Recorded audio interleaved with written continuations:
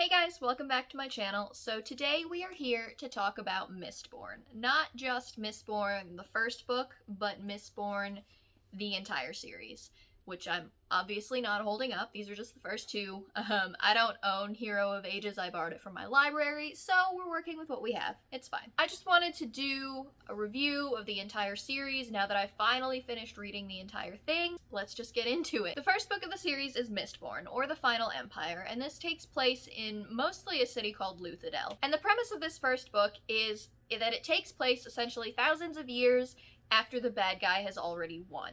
So you follow this cast of characters, mostly in the city called Luthadel, that is ruled by somebody named the Lord Ruler. He is all-powerful, he has an iron grip on this city, on this world, and the people in it are divided pretty much into two classes. You have the noble people, and then you have the Ska, who are pretty much slaves. Some of them are like very low-class merchants or craftsmen, but they are very much so the lower class. The magic system in this world all revolves around metal. The most prevalent one is called allomancy, in which the user of the magic can burn certain metals that they've ingested to give themselves various powers. They can make themselves stronger, they can make themselves more sensitive, like with better eyesight, or more sensitive to touch or feel or whatever. They can improve all of their senses. They can essentially fly. They can push or pull against certain metals and move it or move themselves. And there's a whole bunch of other things that you can do with these different kinds of metals and their alloys. The other type of magic is called Feruchemy. I'm not really sure how you pronounce it. In this specific type of magic, what they can do is they can store attributes in various types of metals. They can store up their strength, they can store up their weight, and speed and some other things, and by doing so they can cause themselves to become lighter, they can become much heavier than they usually are, move faster, move slower, so on and so forth. And those are the two main magic systems in the Mistborn universe. There's a couple of other ones. I'm not going to get into it because it can get a little spoilery, so we're just gonna leave it there.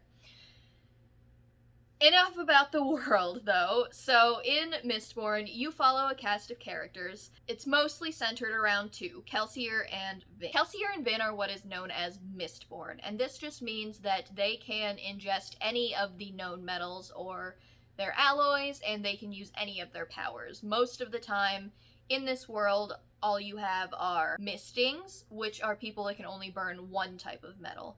But Vin and Kelsier are Mistborn. They can burn any type of metal that they can ingest that has allomantic attributes, and it gives them a lot of different and really cool powers. The book opens with Vin, who is a member of a gang, and she's been very beaten down. This book opens with Vin, and in the beginning of it, she is a member of a gang who doesn't exactly know that she's a Mistborn, but they know that there's something different about her, and they definitely, or at least the leader of it, definitely uses her to his advantage, and it is in this way that Kelsier manages to find her.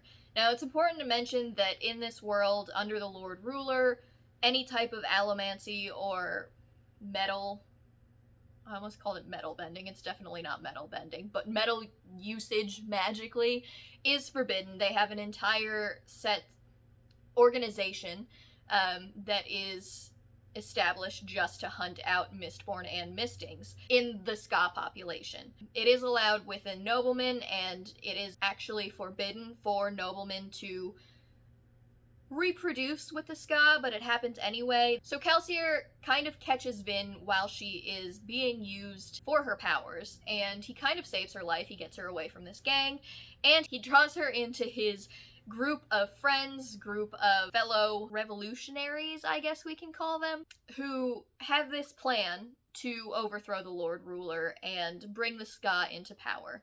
And essentially what you're doing in this first book is you follow them throughout. People call it a heist. I really don't see it as a heist, because when I think of a heist, I think of people going and stealing something. I guess technically they're trying to steal back control of their lives.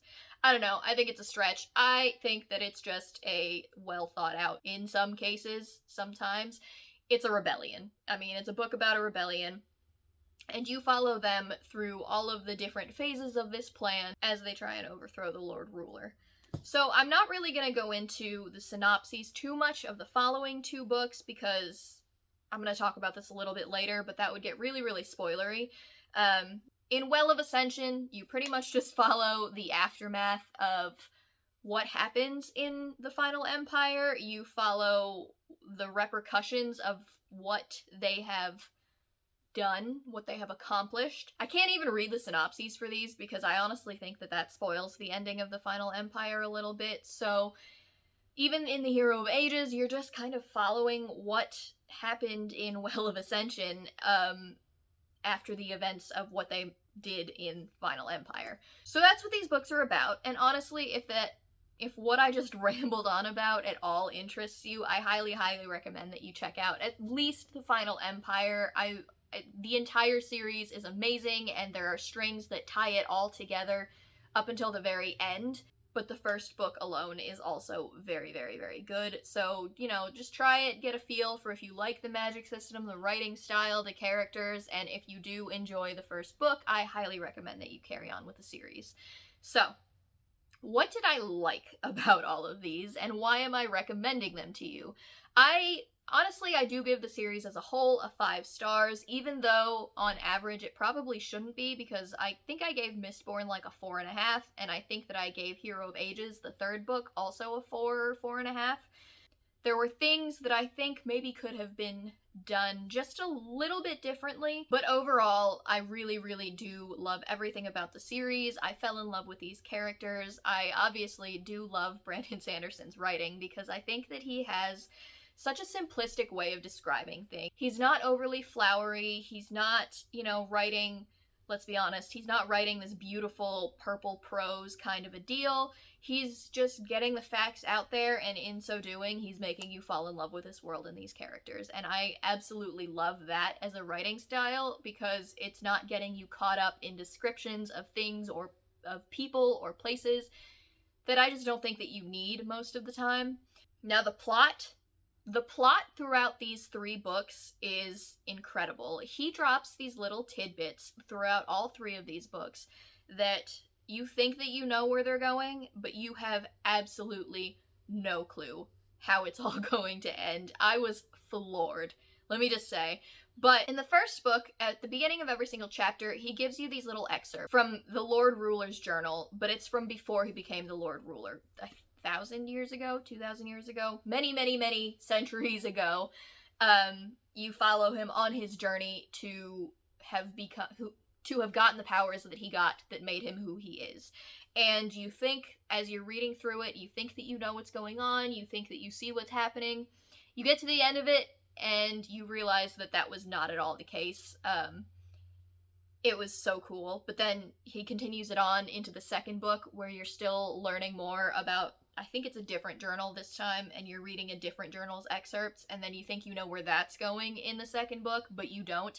And then you get to the third book, and there's even more excerpts, and once again, you think that you know where they're going, but shocker, you still have no clue what's going to happen. Like I said, I gave Mistborn, or the Final Empire, my copy only says Mistborn, so that's why I'm going to keep calling it that. I gave the Final Empire 4 stars. I just thought that parts of it were a little bit slow, parts of it were focused on a romance that didn't necessarily feel super necessary. Vin is young, and she makes questionable decisions that you can tell that she's young. Is it realistic for somebody of her age? Yes, I can see how it would be, but it was also kind of frustrating at times as she's going through this, identity crisis of who am I? I thought that I knew where my life was going, and now all of a sudden I'm embroiled in some kind of rebellion, and I am important, and I don't know what happened, and now I'm here. And I understand her identity crisis. So, other people may not be bothered by that, but it did kind of annoy me at certain parts. Kelsier also kind of annoyed me at certain parts just because he was very rash, his decision making. I mean, it's a part of his personality, but that part of his personality irritated me. And I just had a difficult time, not really getting into it, but getting through it. It seemed like a really slow read for me, and that could have been me, but it did drop it down to 4 stars. The second one, The Well of Ascension, I also read very, very slowly, but mostly for lack of time and because I was in a reading slump, but the parts that I did read, I enjoyed immensely. And then I got to like halfway through the book and I flew through the entire rest of it. Vin is once again very annoying in the beginning, more so actually in the second book than she was in the first book, and she irritated me to no end, to the point that if it didn't fix itself, or if she did not figure something out about herself, I was gonna be done, because I couldn't stand it anymore. But she came around, and there were some other relationships that developed in the second book that I absolutely fell in love with. I'm just gonna say the Khandra, and if you've read it, you will know what I'm talking about. I loved that relationship development. It was probably my absolute favorite part of the entire series. I'm not even going to lie. Like, the magic system's cool, yeah, sure, and the entire overarching plot, also cool, but there was a dog. So, obviously that's going to win. And that was a large part of the reason why, like, I could not put it down once I got halfway through, or whatever it was. I blew through the last half of the book. I immediately downloaded the ebook of the third one from my library, and I kept reading. So I gave the second book a 5 stars, just because I literally could not put it down, and I loved a lot of the character development that happens, and a lot of the plot twists, and what Brandon Sanderson did with examining what happens in a story after the good guys win. That's not really too much of a spoiler. I'm sorry if it is, but like, it's a whole series and only the first book is about the rebellion, so like, the good guys kind of won. Ish. And I like what he did with that. I liked that, you know, I liked that they didn't win and all of a sudden everything was happy-go-lucky, they skipped off into the sunset. Like, you have to rebuild a government from the bottom, and that's not going to be easy. And I like that he showed that struggle, and I like that he didn't shy away from that, and that those struggles continued on into the third book, but it brought in an even larger element of this world and this world's religion, which Brandon Sanderson tends to write a lot on religion and different kinds of beliefs, and I think that that's also a really cool thing that he does in all of his books that I've read.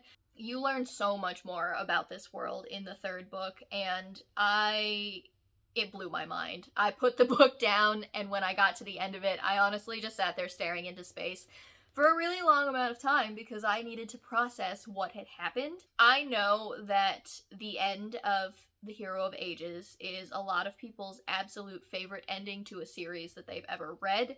I don't know that I can necessarily say that, because obviously I was hoping for it to end in a different way, and again, if you've read it, you'll know what I'm talking about. However, I can appreciate how other people like it, and I can appreciate how, if I think now, if I were to reread the entire series knowing that that's where it's going, my enjoyment would go through the roof regardless. There was one issue that I had that I think probably would have kept Hero of Ages at a 4, mid 4.5, like somewhere. It stops it from being a 5-star read for me, but it's definitely no less than a 4.5 because of just, I was amazed by all of the little plot threads that he had going through the entire trilogy. But there was a specific relationship that I wanted more out of that I got absolutely no resolution to in the third book, and that